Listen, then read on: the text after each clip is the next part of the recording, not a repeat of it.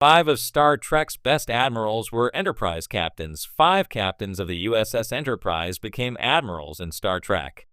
As the flagship of the United Federation of Planets, the Starship Enterprise is perhaps the most coveted assignment for a Starfleet captain. To command the Enterprise means being part of a storied legacy that began in the 22nd century of Star Trek Enterprise and continues into the 32nd century of Star Trek Discovery. Unsurprisingly, distinguished and exemplary performance in the Enterprise's center seat can lead to career advancement to the rank of Starfleet Admiral. Becoming an admiral isn't necessarily the goal of the captains of the USS Enterprise.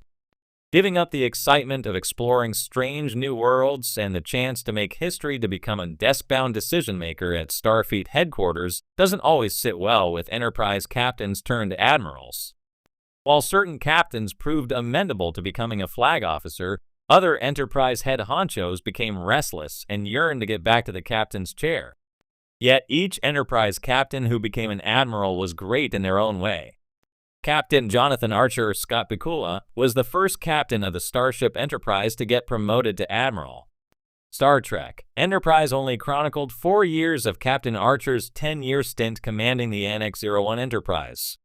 As seen in Star Trek Enterprise's controversial series finale, These Are the Voyages, Captain Archer delivered the pivotal remarks that began the founding of the United Federation of Planets in the 22nd century. Archer's historic voyages formed the crucial alliances that formed the early Federation. Star Trek has not canonically shown Jonathan Archer as a Starfleet admiral in a TV series or movie. J.J. Abrams' Star Trek 2009 name-dropped Admiral Archer in the alternate Kelvin timeline. However, since Archer becoming an admiral preceded the creation of the Kelvin timeline, this does make Admiral Archer official Star Trek canon. Jonathan Archer is also recognized as the first president of the United Federation of Planets after he became an admiral. In Star Trek Strange New Worlds, Admiral Robert April Adrian Holmes is the first captain of the Constitution-class USS Enterprise in the 23rd century. April commanded the Enterprise on a lone 5-year mission before accepting a promotion to admiral and passing captaincy of the starship to his first officer, Christopher Pike. In Strange New Worlds, April is Captain Pike's immediate superior and shoulders the burden of Starfleet's most crucial operations, like preventing a potential war with the Gorn. Captain Robert April was introduced in Star Trek, the animated series, although the cartoon version was an older Caucasian male. Strange New Worlds canonically reimagined April as a black admiral. Regardless, Admiral April is a smart and efficient leader and a trusted advocate of Captain Pike and the Starship Enterprise. Admiral April's first priority is to safeguard Starfleet and the Federation, but he is willing to look the other way and trusts Pike to do what needs to be done in a crisis. In the expansive universe of Star Trek, the role of captain is revered as one of the most significant and influential positions within Starfleet. But among these captains, a select few have not only commanded the most famous starship, the USS Enterprise, but also risen to the rank of admiral, shaping the course of the Federation and its relationship with the galaxy. These exceptional leaders balance the demands of diplomacy, war, exploration, and moral dilemmas to embody Starfleet's ideals. Here are 5 of the best admirals in Starfleet, each of whom once sat in the captain's chair of the Enterprise. 1. Admiral James T. Kirk. James Tiberius Kirk is perhaps the most iconic captain to have ever commanded the USS Enterprise. From the moment he took command, Kirk distinguished himself through bold, unconventional tactics and a deep commitment to his crew and to Starfleet's mission of exploration.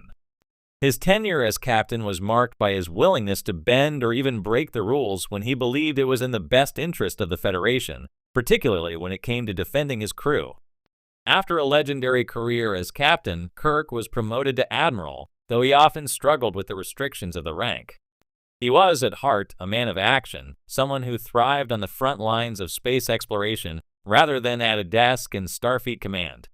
Kirk's time as an admiral saw him face some of his greatest challenges, including the return of the genetically enhanced tyrant Khan Noonien Singh in Star Trek II, The Wrath of Khan, and the mission to steal the Enterprise in Star Trek III, The Search for Spock, to save his friend.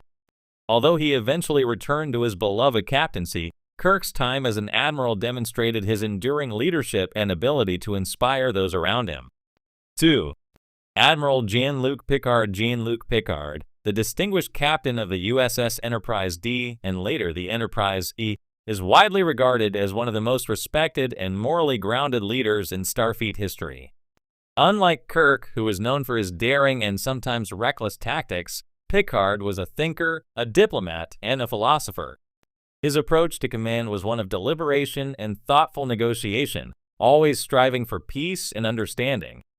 Picard's promotion to admiral came after a career filled with significant moments in Federation history. He was a key figure in the resolution of the Klingon Civil War, played a pivotal role in the Federation's conflicts with the Borg, and helped to negotiate countless treaties. His leadership extended beyond the captain's chair and into shaping the future of Starfleet. In the series Star Trek, Picard, we see a retired Admiral Picard grappling with his disillusionment with Starfleet and the weight of his past decisions. Even in retirement, his sense of duty and commitment to doing the right thing pushes him back into action, proving that his influence as an admiral was as profound as it was as a captain. 3. Admiral William T. Riker. Though William T. Riker spent many years as Jean-Luc Picard's trusted first officer aboard the Enterprise D, he eventually moved up the ranks, taking command of his own starship, the USS Titan. However, it was his promotion to admiral that cemented his legacy as one of Starfleet's finest.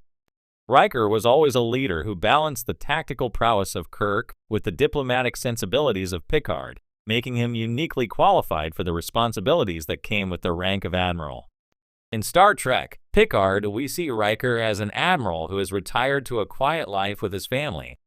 But when duty calls, he is quick to return to the bridge, commanding a fleet during a crisis and demonstrating his exceptional tactical mind and leadership under pressure.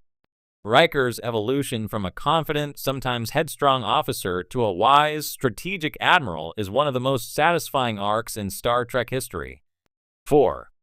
Admiral Katherine Janeway. Though Katherine Janeway did not command the Enterprise, her place on this list is well earned due to her command of the USS Voyager and her later promotion to admiral.